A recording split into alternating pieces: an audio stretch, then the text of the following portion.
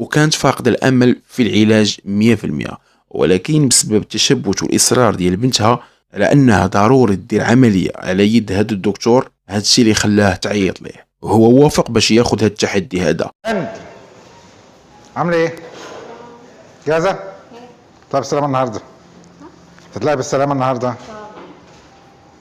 اجمالي كده الحلم بيتحقق اهو. ان شاء الله تطلعي بالف سلامه. لا تقلقي. من بعد ما استغرقت العملية 5 ديال الساعات، خرج الدكتور هاني عند الوالد الفتاة باش يقول ليه باللي العملية راه نجحات بالفعل، والناس اللي كيفهموا في الدومين غادي يعرفوا باللي هذه معجزة وقعت.